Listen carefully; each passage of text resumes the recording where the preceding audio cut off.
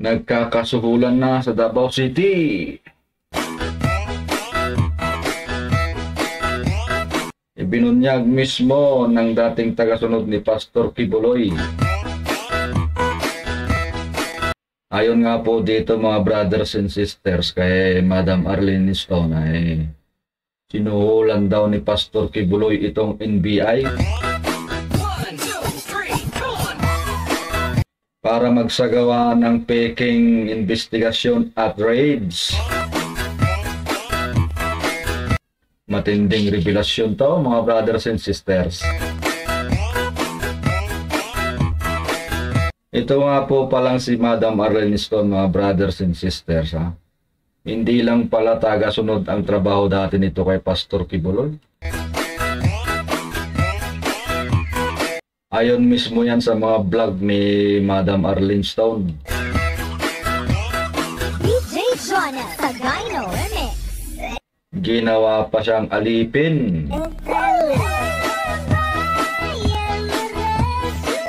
Alila.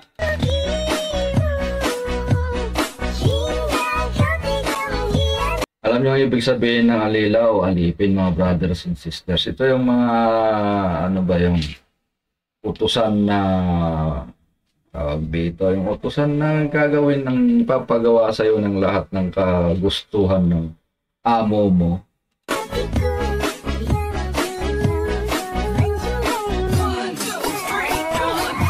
Kumbaga magmimistula siyang Diyos-Diyosan dahil sa serbisyo mo.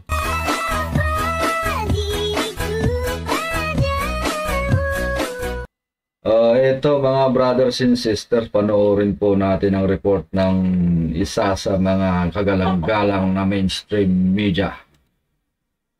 Nagsagawa na ng informal investigation ng NBI kaugnay sa akusasyon ng isang dating miyembro ng Kingdom of Jesus Christ Group na si Arlene Stone na sinusuhulan ni Religious Group Leader Apollo Kibuloy, si Regional Director Archie Albao, kaya't pakitang tao lamang umano ang mga isinasagawang pag-serve ng warrant of arrest sa KOJC compound nitong August 9. Matinding revelasyon to. Matinding akusasyon. Ayon kay NBI Director Jaime Santiago, bagamat buo ang tiwala niya kay Albao na walang katotohanan ng mga akusasyon sa kanya, ay kinailangan pa rin itong maging transparent para malaman ng publiko ang katotohanan na. Abay dapat lang mga sir, huwag kayong bias. Still trust may regional director din doon na siya'y gumaganap lamang sa kanyang tungkulin. Hindi ako magkukonsinti ng mga maling wrongdoing. So yung accusation ni I'm sorry to Miss Stone, yung accusation niya walang basis. No, I still trust my men. Sa isang hiwalay na interview, itinanggi naman ni Albao ang akusasyon sa kanya dahil sila pa umano ang nakahuli sa iba pang mga kasamang akusado ni Kibuloy sa kanilang mga isinagawang pag-aresto sa KOJC compound at hindi rin naman niya kilala si Stone. Ayon kay Regional Director Santiago, maigpit ang isinasagawang pagbabantay ng binuo nilang manhunt tracker team sa paligid ng compound at gumagamit na rin sila ng mga sophisticated gadget para matrace na ang kinaroroonan ng religious group leader. Matinding na naman na ito. Puro kasinungalingan na naman ang maririnig natin ito kapag umusad na ang kaso.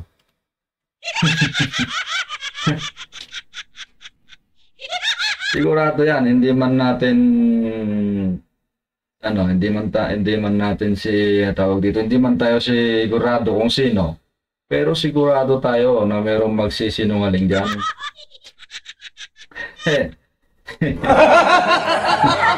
Ay, ito nga po pala mga brothers and sisters para sa kaalaman ng lahat ha. Ito pong si Madam Arlene Stone ay dating taga-sunod, kumbaga tawag ba sa mga ng isang simbahan, sa isang ministry, mga taga-sunod ng pastor, tawag dito sa mga brothers.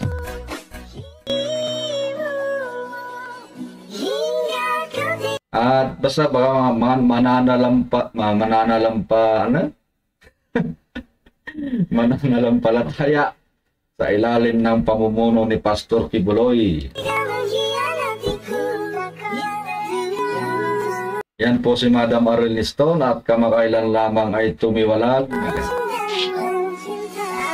No, it was years ago. Tumiwalag na po ito si Madam Arlene. Dahil nga po hindi na raw niya makaya itong mga pinaggagawa ng butihing pastor umano. Di umano.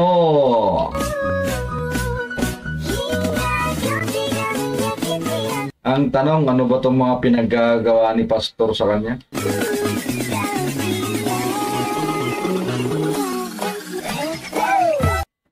Panonoorin po natin yan mga brother.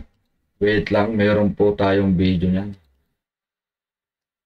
Ay nako, marami palang ano to si pastor. Kung totoo itong revelasyon na ito ni Madam Stone, ay hindi naman talaga katuwa-tuwa itong mga ano na to, brothers and sisters. Now, the Solomonic ministry, if we go back to the Old Testament and how Solomon lives his life, Solomon has, multiple hundreds and hundreds of wives and hundreds of concubines. So Kibuloy is using that as his plataforma. So, ang ibig sabihin po ni Madam Stone dito, mga brothers and sisters, dapat ang KOJC ay hindi Kingdom of Jesus Christ, kundi dapat maging KOS. Tama ba yun? KOS na lang?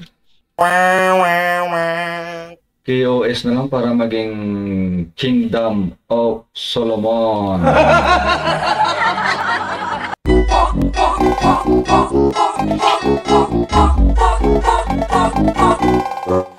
Hindi pala dapat Kingdom of Jesus Christ, kundi dapat Kingdom of Solomon, no? Ito, ipagpatuloy natin itong sinasabi ni Madam Stone. So we are not allowed to actually talk about this, when we were there. So, and the reason I said that there's an inner and the innermost is that when I was there, the first duty that I had was to serve this called spiritual wives. I will bring food for them. I will wash all their clothes, including their underwear. I will carry a container of water for them to use for bathing, for shower, because our water in the compound was deep well. So they don't want to take a shower with deep well water. They want nawasa. Kakapal ng mukha. Kung totoo ito kung totoo sakaling totoo ito, makakapal talaga ang mukha. Diba? Hindi naman sa sinasabi natin may katotohanan itong mga pinagsasabi ni Madam Stone. Pero kung sakali lang naman na may totoo, hindi tayo sigurado, makapal talaga ang mukha ng mga nagpapagawa sa kanya nito.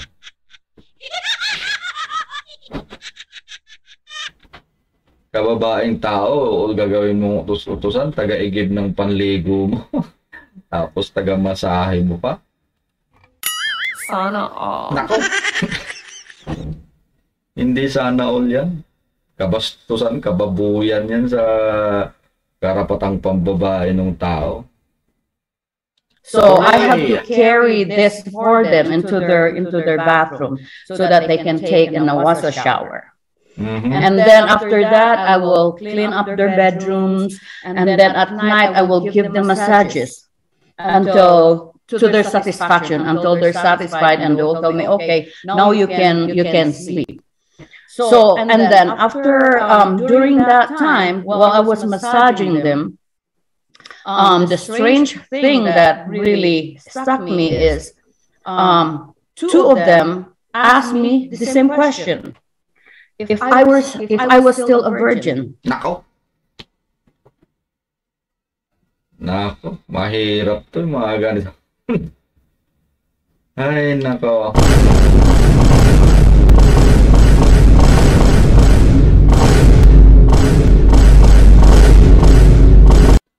So, tinanong pa pala ng mga hinayopak na lipores ni Pastor itong si Madam Stone kung wala pa siyang karanasan sa lalaki. Ibig sabihin lang yan, interesado sila kay Madam. Bata-bata pa si Madam ngayon. Kita mo naman ang itsura ni Madam ngayon, nasa middle age na siya, pero napaka, pa rin, di ba? Kung talagang may pagkamanyakol kang lalaki, pag-iinteresan mo ito si Madam. Oh? So I was young. I was like, yes, I don't have any experience with any man because I was 15 years old when I know the ministry. I was 16 years old when I joined as a full-time worker. And then after that, the answer, they then introduced me to become pastorals, like bringing food. Instead of bringing food for them, I bring food for Pastor Kibuloy. And then I wash his clothes, iron his clothes, everything that's related to him. That's what my duty. And then I clean his room. We carried, that time he was using absolute water. So we carried that water for him to take a shower. And that was my duty after being made of this spiritual wives. I became maid of, Pastor Kibuloy. And then they introduced me to give him massages on the feet. Nako, itong matindi doon. So kung totoo itong revelasyon ni Madam Stone na ito, si Pastor Kibuloy pala nagmimisto lang hari sa kanyang ministro, sa kanyang simbahan. Hindi pala siya, tawag ito, dapat pala ang tawag niya sa kanya, hindi anointed, anointed son of God, kundi hari.